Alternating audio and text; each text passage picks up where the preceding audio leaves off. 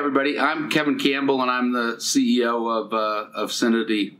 And as we ended 2019 and started 2020 here, I've spent some time reflecting on my first year as CEO of Syniti and what I learned. I was very fortunate and blessed to spend a lot of time with our customers all around the world. And as I think about all those conversations, there are a couple things that kind of stick with me that I learned from that. One is that people still underestimate the importance of data. And it's usually only when they connect the dots from some problem to, the solution being data that they then, the light bulb goes on. But without clean, well-governed data, right, you are going to get a mess on the outside of what you're doing. But people continue to, and we get called in on projects and to help people who've underestimated the importance of data.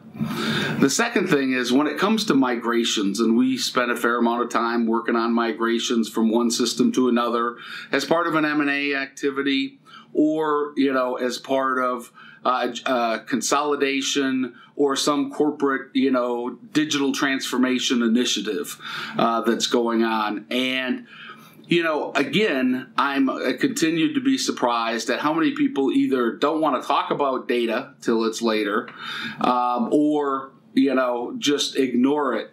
And I think as I think about it, right, and think about the education that needs to continue to go on with people, it really falls into two camps, right? There's people who've done it before and have done these type of major business transformations. And then there's people who I would say in all likelihood have done it from a distance. So maybe they weren't the core person and stuff.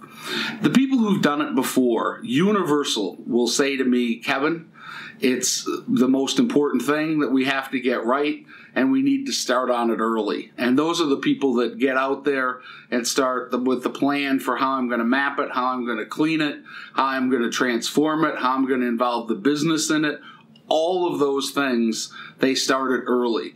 The people that haven't been as close before, not so much, right? And they really get tempted by either easy answers or assuming that someone else has got it for them, which is absolutely deadly because the ownership of the data problem has to remain with the project leader and the project executive. And unfortunately, I have seen, just in this year as my CEO traveling around, just a lot of failed projects or delayed projects. And that's probably the bigger problem with, significant costs in those projects because data wasn't addressed early enough, it wasn't comprehensive enough, and it didn't have the right formula for success. The other thing that I've seen a lot of is people underestimating the importance of governance. So they did the great work, they got the system conversion done, but then they didn't figure out on an ongoing basis how I'm going to keep it clean